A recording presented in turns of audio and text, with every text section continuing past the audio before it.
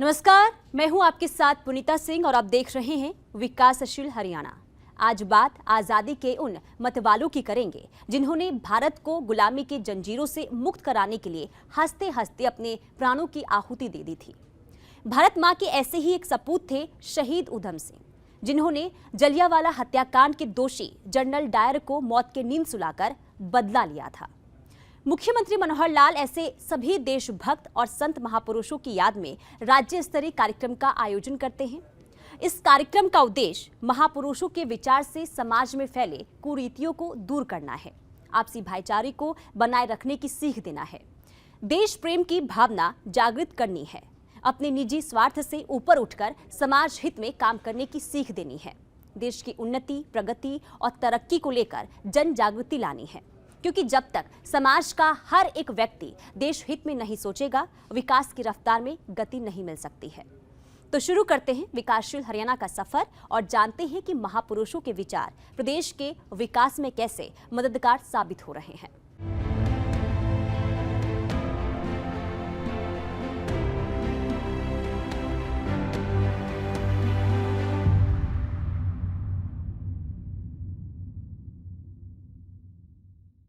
महापुरुषों की याद में मनाई जाने वाले राज्य स्तरीय कार्यक्रम के तहत 2 दिन पहले कुरुक्षेत्र में शहीद उधम सिंह बलिदान दिवस मनाया गया।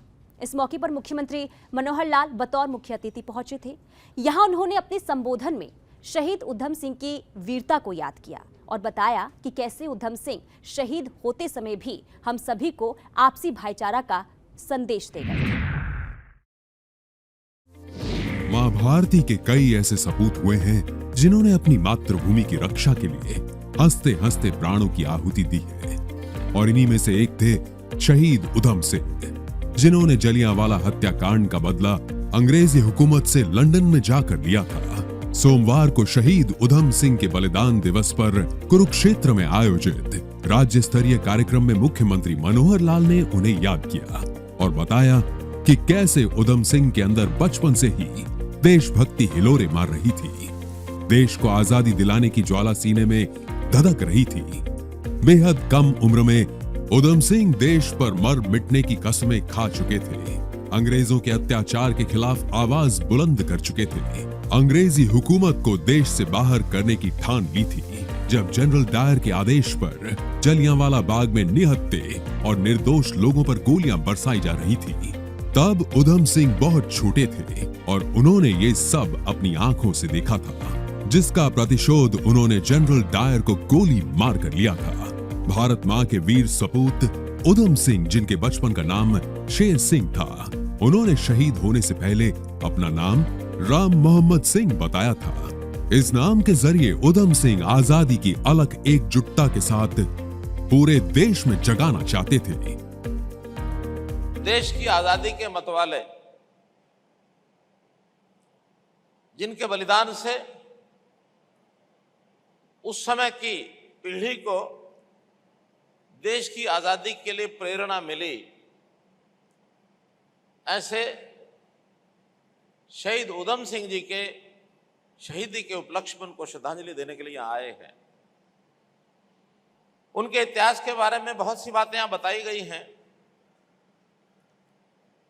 लेकिन जो कुछ जानकारियां ऐसी भी हैं, शायद चर्चा हुई कि नहीं हुई, मेरे आने से भी पूर्व भी हो सकती हैं।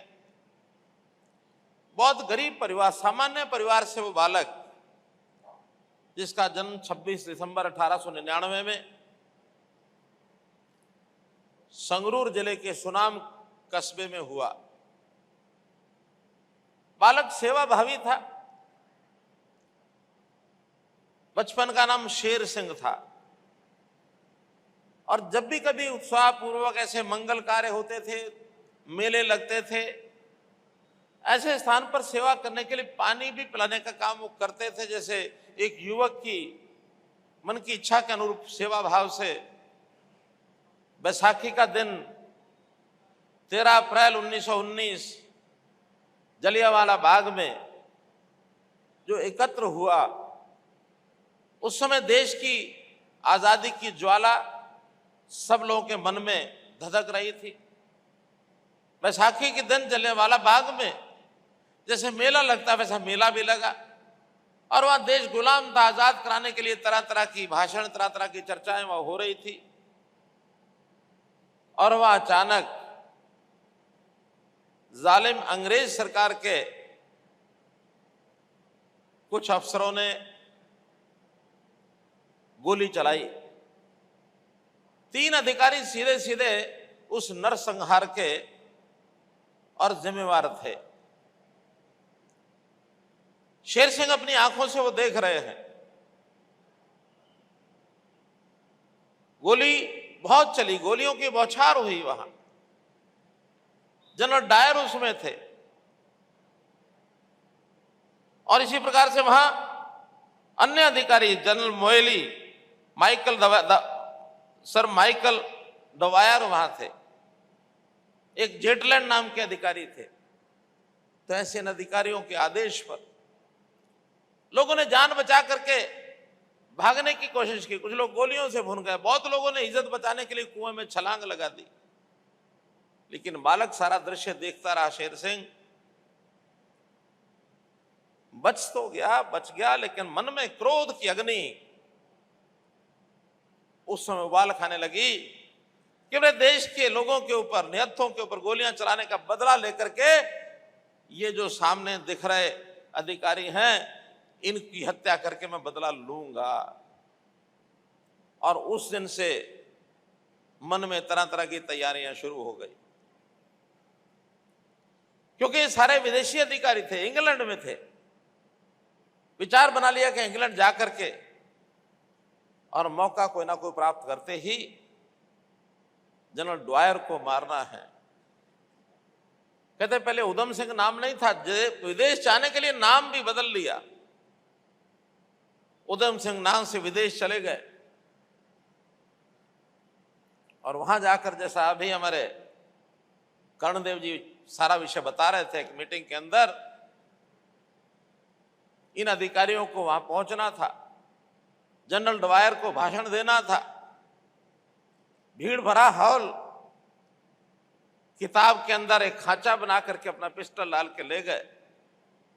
जैसे भाषण देकर जनरल डवायर बैठे, धड़ाधड़ कुर्सी पर बैठे बैठे 3 गोलियों से मार दिया। और हत्या करने के बाद वहां से भागने की कोशिश नहीं की, बल्कि सीना चौड़ा करके उन्होंने कहा कि मैंने अपने देश के अंदर जो कत्लेआम देखा है उसका बदला गोलियां चलाकर जनरल डवायर को मार करके बदला ले लिया है। पुलिस ने पकड़ लिया। पकड़ते ही पूछा, तुम्हारा नाम क्या है? कहने लगे, मेरा नाम राम मोहम्मद सिंह। उन्हें नाम अपना उधम सिंह उस समय नहीं बताया, राम मोहम्मद सिंह। पास में जो और लोग थे उन्होंने पूछा हल्के से, तुम्हारा नाम उधम सिंह है, तुमने राम मोहम्मद सिंह क्यों बताया?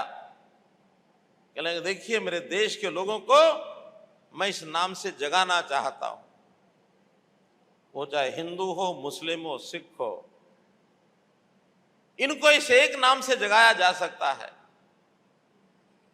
राम हिंदुओं के लिए, मोहम्मद मुसलमानों के लिए, सिंह सिखों के लिए।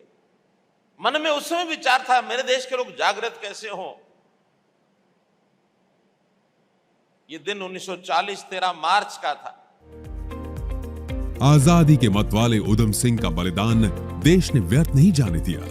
पूरे देश में अंग्रेजी हुकूमत के खिलाफ आवाज उठने लगी।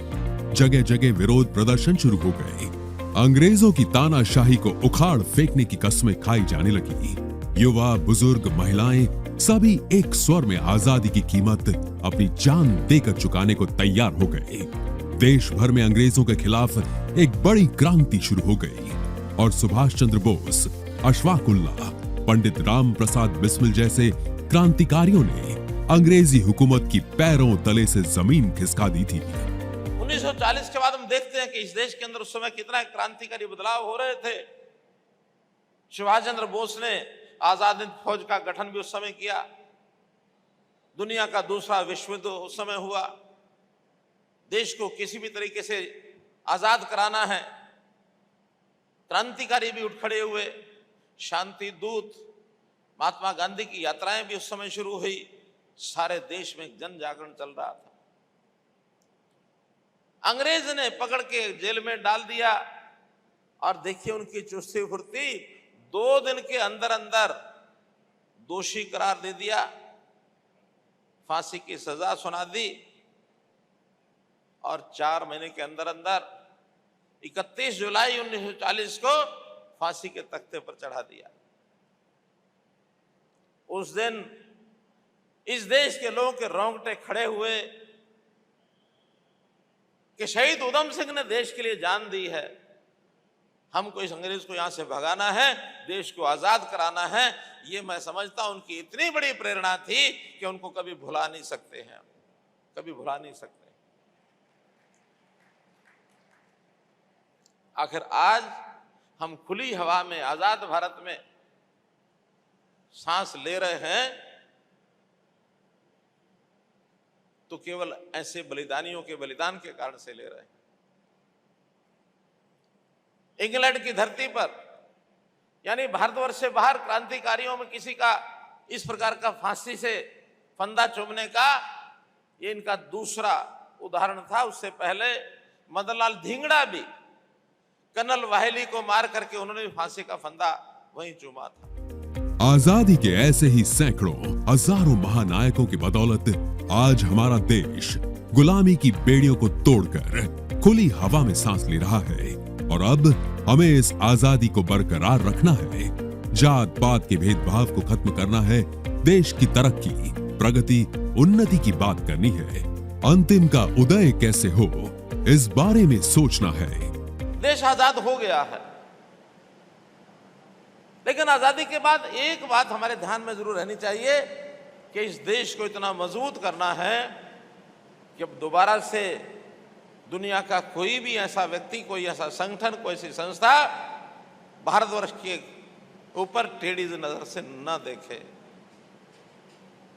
उस समय हमारे लिए नारा होता था, देश के लिए मरना है, मरना पड़ेगा तो मरेंगे, आजादी लेकर रहेंगे, देश के लिए मरेंगे। लेकिन मित्रों, भाइयों बहनों, आज देश हमारा आजाद है। आजाद देश के समय अब हमारी जिम्मेवारियां भी बदल गई हैं, हमारा लक्ष्य टीचा भी बदल गया है। आज अपने देश को हमने कैसे आगे बढ़ाना, कैसे ऊंचा उठाना है। और आज अगर हमको नारा कोई देना है तो आज हमें देश के लिए जीना है। आज देश के लिए जीना है और जी करके देश के लिए अच्छे काम करने हैं। अपने समाज को देशभक्ति के भाव से ओतप्रोत करके अपने समाज की एकता ये बनाकर रखनी है। हम सब एक हैं, एक होकर के इस देश की रक्षा सुरक्षा करना ये हमारा दायित्व है। दुनिया में हमारा देश आजादी के बाद जिस गति से आगे बढ़ जाना चाहिए था, शायद उसमें कुछ कमी रही। हम और जापान एक साथ आजाद हुए थे, 1 आध साल के अंतर में। जापान अपनी देशभक्ति के सहारे दुनिया के अंदर आज पहले 5-7 स्थानों के अंदर ही अपना नाम कमा गया, क्योंकि जन जन में देशभक्ति की भावना थी। लेकिन हम लगातार देश की आजादी के 60-65 साल तक स्वार्थ में डूबे रहे। हमारी शिक्षा में से नहीं हुई, हमको उस प्रकार की दिशा नहीं दी गई। हमारे राजनेताओं ने उस ओर सोचा नहीं। मैं आभारी हूं, मैं धन्यवाद ज्ञापित करता हूं हमारे देश के वर्तमान प्रधानमंत्री श्री नरेंद्र मोदी जी को कि अब उन्होंने सब कुछ जो काम करना देश के लिए करना, ये देश की जनता को दिशा देनी शुरू कर दी है। उन्होंने कहा, देश पहले, इंडिया फर्स्ट, बाकी सब बाद में। आज हम एक भी कदम आगे उठाते हैं तो हम सोचते हैं कि इसमें हमारे देश का भला है कि नहीं है। और अगर देश का भला करना है तो जो सरकारें हैं, चाहे हमारी केंद्र की सरकार है, चाहे हमारी प्रदेश की सरकार है, हमको जनहित में सारे काम करने होंगे कि जनता को हम कैसे आगे बढ़ाएं। और जनता अगर आगे बढ़ती है तो देश अपने आप आगे बढ़ता है। अब जनता में भी बहुत वर्ग हैं, अलग अलग, गरीब भी हैं, अमीर भी हैं, मध्यवर्गीय भी हैं। पंडित दीनदयाल जी से किसी ने पूछा कि अगर आप देश को सुखी देखना चाहते हो तो आपका प्रोग्राम बताइए कि आपका क्या प्रोग्राम होगा आगे जा करके, क्योंकि उस समय विपक्षी दल के अंदर वो राष्ट्रीय जन महासचिव थे। राष्ट्रीय महासचिव होके नाते पार्टी अगर कहीं राज्य में आती है तो क्या प्राथमिकता होंगी, ये हमारे पत्रकार ने जब पूछा तो उन्होंने कहा कि देखिए, समाज का अंतिम व्यक्ति, समाज की अंतिम बिरादरी, समाज का अंतिम जो पिछड़ा हुआ इलाका, काम के नाते, व्यवसाय के नाते जो ऐसा वर्ग जिसके व्यवसाय को आगे बढ़ाना आवश्यक है, जब तक इन सब नीचे से लोगों को बढ़ा करके आगे नहीं बढ़ाएंगे तब तक समाज सुखी नहीं हो सकता। हमारा सबका दायित्व है, जो हमारे पीछे रह गया उसको साथ लेके आगे बढ़ें, ये हमारी जिम्मेवारी है। इसको कहते हैं अंत्योदय। ये बात तो ठीक है, हर कोई आज आगे बढ़ना चाहता है, लेकिन आगे बढ़ने में एक होता अपने साथी को, पीछे वालों को भी कहें आओ आगे बढ़ो, और एक होता है जो आगे चले गए उनको पकड़ के पीछे खींचो, मैं आगे बढ़ जाओ। हम प्रतियोगिता करें, हम कंपटीशन करें, लेकिन सबको साथ लेके जो पीछे रह गए उनको आगे बढ़ाने के लिए भी आगे बढ़ाएं। ये नहीं है जो आगे बढ़े हुए उनको पकड़ो, उनको बैठाओ, उनको खींचो, टंगड़ी मारो, फिर हम आगे बढ़े। ये स्वस्थ प्रतियोगिता नहीं है।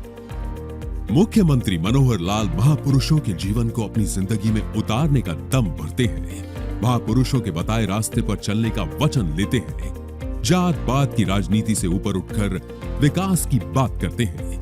हरियाणा एक, हरियाणवी एक का नारा देते हैं। देश कैसे मजबूत होगा इसका मंत्र देते हैं।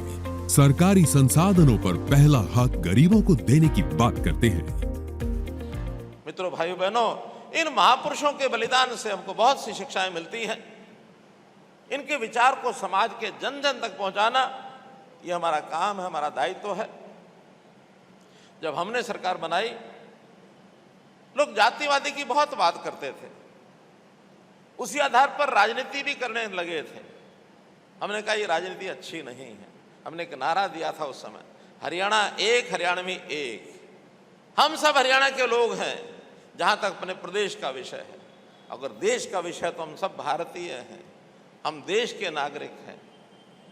अपनी इकाई के नाते से हम आगे बढ़ेंगे तो सबको, सबका भला भी होगा, सब साथ चलेंगे। एकता के सूत्र में बांध कर हमको चलना चाहिए, यही देशभक्ति है। और यदि हम ऐसा करेंगे तो निश्चित रूप से हम ऐसे सब महान क्रांतिकारियों को जो बलिदान हुए उनको सच्ची श्रद्धांजलि यही होगी। भगत सिंह हो, सुखदेव हो, राजगुरु हो, मदन लाल धींगड़ा हो, उधम सिंह कंबोज हो, बिस्मिल्लाह खां हो, जितने भी नाम लिए जा सकते हैं क्रांतिकारियों के, उन सब के प्रति सच्ची श्रद्धांजलि हमारी यही है। तो भाई बहनों, हमने सरकार की योजनाओं में बहुत सी ऐसी चीज़ें की हैं कि हरियाणा सरकार ऐसा मानती है कि हमारे साधनों पर, संसाधनों पर सबसे पहला अगर अधिकार है तो गरीब का है। गरीब को हम कभी भी सरकारी खिड़की पर बुलाने के बजाय योजना ऐसी बनाएंगे कि सरकार उनके घर पर जाकर के उनकी ज़रूरतों को पूरा करे, चाहे वो उनकी शिक्षा है, चाहे उनका स्वास्थ्य है, चाहे उनकी सुरक्षा है, चाहे उनका स्वाभिमान है, चाहे उसका स्वावलंबन है। सब चीज़ें सुशासन के माध्यम से उन तक पहुंचाई जाए, ये हमने सरकार में एक बीड़ा उठाया है। अगर एक स्वस्थ समाज को बनाना है, एक अच्छी सोच के समाज को बनाना है, तो हमको क्राइम खत्म करना होगा, हमको करप्शन खत्म करनी होगी, और हमको कास्ट बेस्ड पॉलिटिक्स इसकी भी समाप्ति करनी होगी। शहीद उधम सिंह के बलिदान दिवस पर मुख्यमंत्री मनोहर लाल ने कंबोज सभा की मांग पर करनाल की निर्माणाधीन धर्मशाला के लिए 21 लाख रुपए देने की घोषणा की। वहीं कुरुक्षेत्र की धर्मशाला के लिए 21,76,076 रुपए और शाहाबाद की धर्मशाला के लिए 5 लाख रुपए देने की घोषणा की। इसके अलावा कुरुक्षेत्र की धर्मशाला के लिए सांसद नायब सिंह सैनी ने भी 11 लाख रुपए दिए, जिसकी घोषणा मुख्यमंत्री मनोहर लाल ने की। मुझे इस बात का गर्व है कि समाज के सब लोग पहले अपने समाज में, फिर बाकी सब लोगों के अंदर जा करके भी समाज सेवा के बहुत से काम करते हैं, और उसमें सब लोग कुछ ना कुछ अपने प्रयत्न करते हुए कोई ना कोई केंद्र स्थान भी बनाते हैं। उन केंद्र स्थानों पर समाज की धर्मशालाओं के नाम से पुकारा जाता है। जैसे अभी मुझे बताया गया कि कंबोज धर्मशाला हमारी कुरुक्षेत्र में निर्माणाधीन है। मैं पीछे आया था तो उसके सहयोग के लिए, सहायता के लिए कुछ ना कुछ शायद किया था। याद नहीं रखता, मैं करके भूल जाता हूँ, लेकिन एक बार मैं करके गया हूँ, एक बार करके गया हूँ। अभी मुझे जानकारी दी गई कि करनाल में भी एक कंबोज धर्मशाला जमीन उन्होंने ले ली है, उसका भी शिलान्यास होना है। और ऐसे ही शाहबाद में भी एक कंबोज धर्मशाला वो भी बनी है, शायद उसमें भी कुछ काम बाकी है, थोड़ा काम बाकी है। तो स्वाभाविक है, अपेक्षा की जाती है। मुख्यमंत्री को सबसे आखिर में बुलाने का कारण भी ये होता है, शायद कोई हमारी मदद कर जाए। निश्चित जब भी जाता हूँ हर समाज की मदद करता हूँ। सबसे पहले तो इस प्रकार के महापुरुषों की जितनी भी उनके सम्मान विचार की जो योजना बनाते हैं कि उनको सम्मानित किया जाए, वहाँ विचार प्रसार किया जाए, तो ऐसे सारे कार्यक्रम भी अब सरकारी योजना से होते हैं। उसमें जो खर्च आता है वो सरकार करती है। ये कार्यक्रम भी उसी सरकारी योजना के अंतर्गत हो रहा है। पहले भी हमने सब महापुरुषों के कार्यक्रम ऐसे किए। उसी के साथ करनाल धर्मशाला को चूँकि पहली बार वहाँ उसका शिलान्यास भी होना है, तो मैंने निवेदन किया है महंत बाबा मुमन शाह जी, बाबा ब्रह्मदास जी को कि वो जा करके शिलान्यास करके आए और अपनी तरफ से कोई योगदान भी करें। मैंने उनको विश्वास दिलाया, वो मुझे कहने लगे भी आपका योगदान, मैंने कहा मैं आज ही कर देता हूँ। तो करनाल धर्मशाला के लिए 21 लाख रुपए मैं घोषणा करता हूँ। इसी प्रकार कुरुक्षेत्र धर्मशाला, चूँकि इसका काम अधूरा है, इस काम में योगदान पहले तुम्हारे मेंबर पार्लियामेंट ने कहा कि मैं भी कुछ योगदान उसमें करना चाहता हूं, तो मेंबर पार्लियामेंट नायब सिंह सैनी जी की तरफ से 11 लाख रुपए और 21,76,076 रुपए मैं अपनी तरफ से। अब आप कहेंगे कि 21,76,076 क्या है? ये भी एक रहस्यमयी बात बताता हूं। जैसे मैं मंच पर चढ़ा तो आपके जो पूर्व अध्यक्ष हैं श्री बाबूराम कंबोज, और ये ऐसे शख्स हैं जिन्होंने कंबोज बिरादरी का यह सारा काम संगठन का अपने घर के एक कमरे से शुरू किया था। इस प्रकार के ये स्नेही आदमी हैं, सारे समाज को साथ लेके चलने वाले। इन्होंने चढ़ते ही मुझे एक कागज मेरे हाथ में दिया। मैंने खोल के देखा तो देखा मुख्यमंत्री सहायता कोष में अपनी तरफ से 76,076 रुपए देने के लिए मुझे चेक दे दिया है। अब वो तो चूंकि मुख्यमंत्री राहत कोष में दिया है, निश्चित रूप से वो 76,076 रुपए अभी जो बाढ़ आदि आई है उसमें मुख्यमंत्री राहत कोष की तरफ से लाखों करोड़ रुपए का खर्च होता, वो उसमें तो जाएगा। लेकिन मुझे भी लगा कि ये एक कर्ज मैं अपने ऊपर लेके ना जाऊं। मैंने अपने उस 21 लाख में 76,076 रुपए और मिला करके इस धर्मशाला को दे दिए। इसी प्रकार जो हमारी शाहबाद की धर्मशाला बन चुकी है, थोड़ा सा काम बेदी जी बता रहे हैं थोड़ा बाकी है, रामकरण जी भी हमारे जानते होंगे, 5 लाख रुपया उसके लिए भी मैं अपनी ओर से अनुदान की घोषणा करता हूं। और देखिए, काम आप आगे बढ़ाइए, समाज के लोग भी आगे बढ़ें, वो भी इकट्ठा करें। जो हमारे जिम्मे लगाते रहेंगे हम भी लगातार करते रहेंगे, कमी नहीं आने देंगे। मुख्यमंत्री मनोहर लाल का प्रयास सबका साथ सबका विकास की सोच के साथ प्रदेश को आगे ले जाना है, और इसकी झलक उनके कामों में भी देखने को मिलती है। ब्यूरो रिपोर्ट, सूर्या समाचार।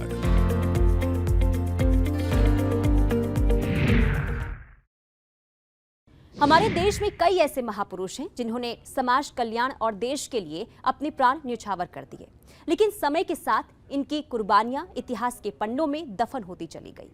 मुख्यमंत्री मनोहर लाल ऐसे महापुरुषों के कामों को फिर से जीवित करने का बीड़ा उठाया है और प्रदेश भर में सरकारी खर्चे पर राज्य स्तरीय कार्यक्रम किए जा रहे हैं।